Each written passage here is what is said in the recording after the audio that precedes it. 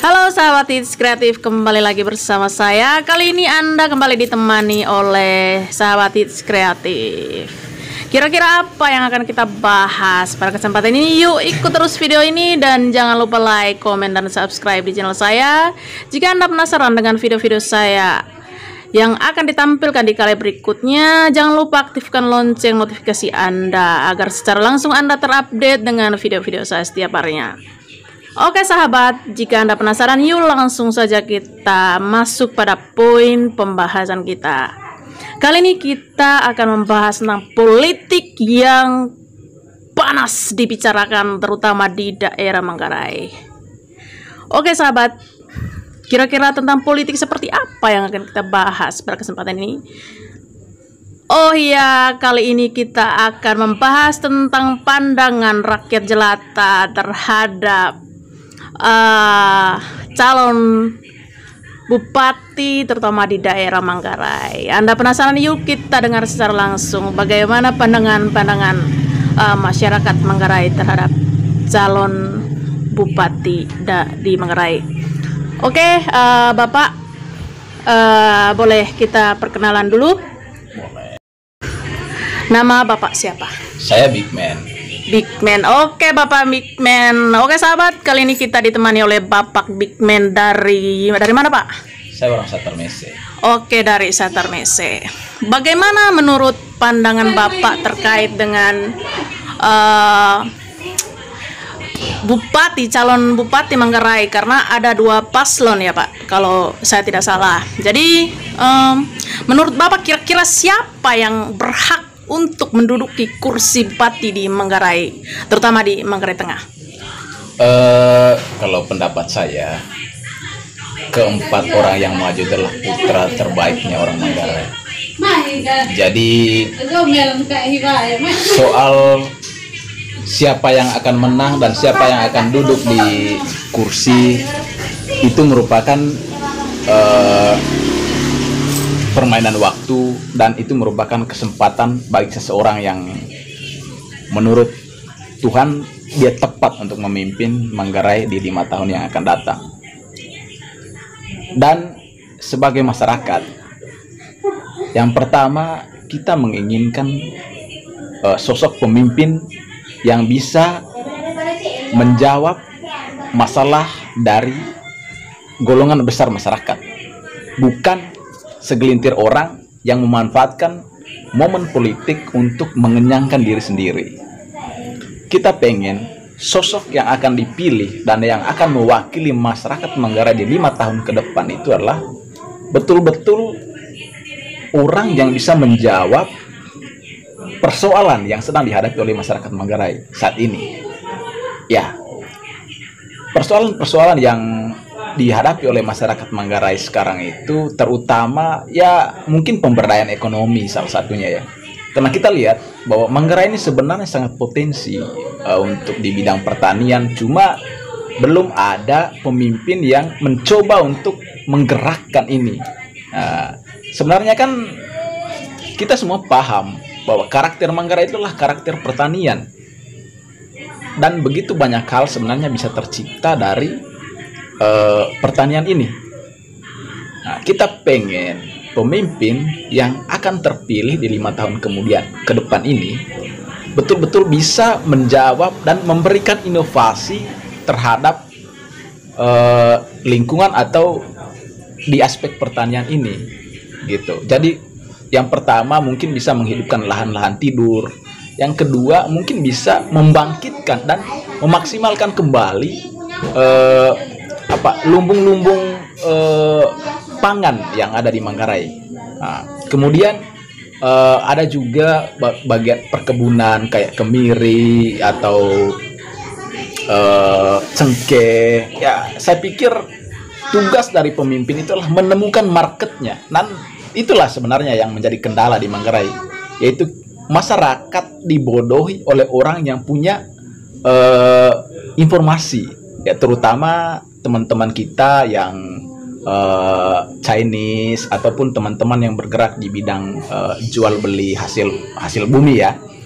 Nah, kita pengen seorang pemimpin itu dia bisa menemukan marketnya. untuk memberikan pasar kepada masyarakat.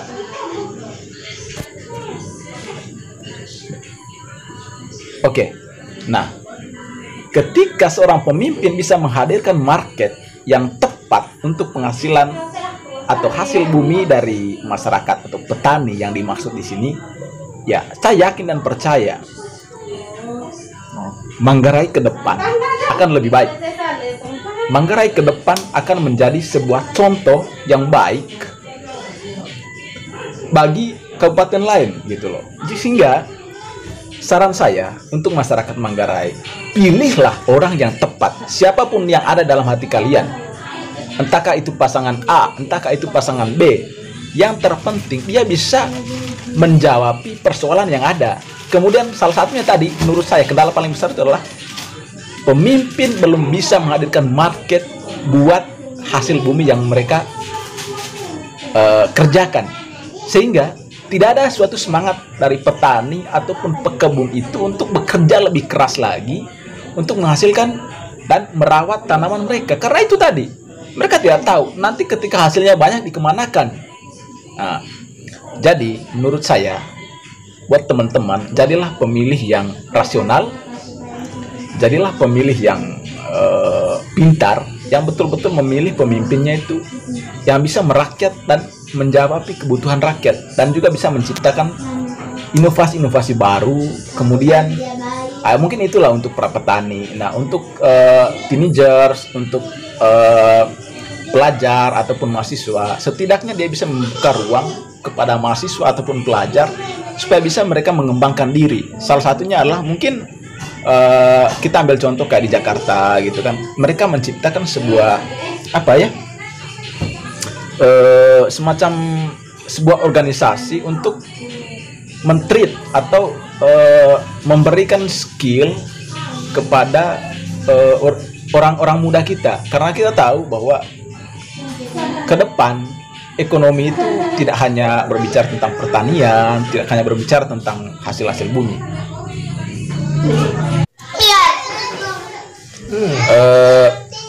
Seperti yang saya katakan tadi, jadi berbicara tentang ekonomi ke depan itu kita tidak hanya berbicara tentang pertanian. Jadi kita harus juga memberdayakan orang-orang muda, kita harus siapkan mereka dari sekarang supaya supaya nanti ketika mereka sudah terjun ke dunia kerja bisa menciptakan lapangan kerja sendiri ataupun bisa bekerja pada orang lain.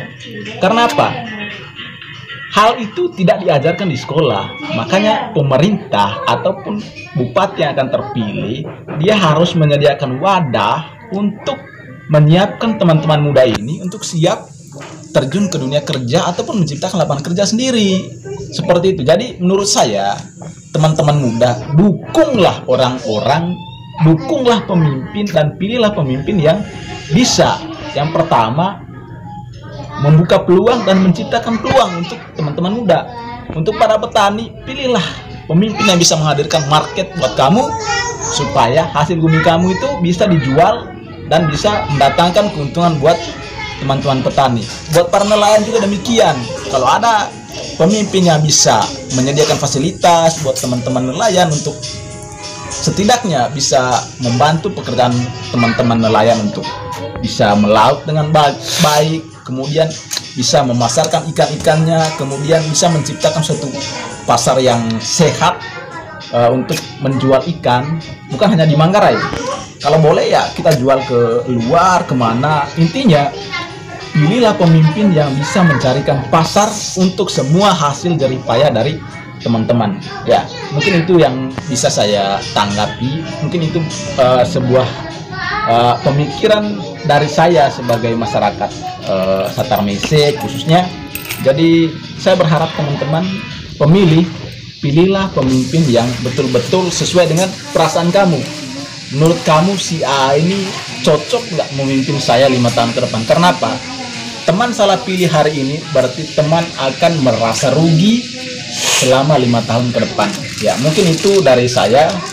Saya kembalikan kepada Oke, saya akan kembalikan kepada teman-teman Hits Kreatif. Itu saja pendapat dari saya. Mudah-mudahan bermanfaat bagi teman-teman. Kalau memang ada salah kata atau hal-hal yang menyinggung orang atau perorangan ataupun tim tertentu dari hati yang paling dalam, saya minta maaf. Tetapi teman-teman harus tahu ini merupakan suara rakyat. Vox Populi, Vox Dei. Oke, thank you. Oke sahabat, itu adalah pandangan dari Pak Bigman sebagai anggota masyarakat di Manggarai, khususnya di Satermese Barat. Intinya adalah Pak Bigman sebagai perwakilan dari rakyat Manggarai, khususnya di Satermese, menginginkan pemimpin yang hebat yang bisa membawa inovasi atau perubahan untuk Manggarai. Oke sahabat. Oke sahabat, itu adalah salah satu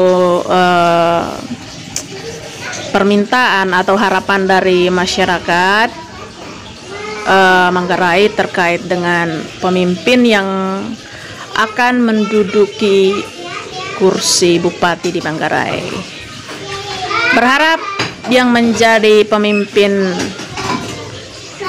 Bupati Manggarai untuk kelima tahun ke depan, bisa membawa perubahan yang lebih baik lagi untuk menuju Manggarai yang luar biasa. Oke sahabat,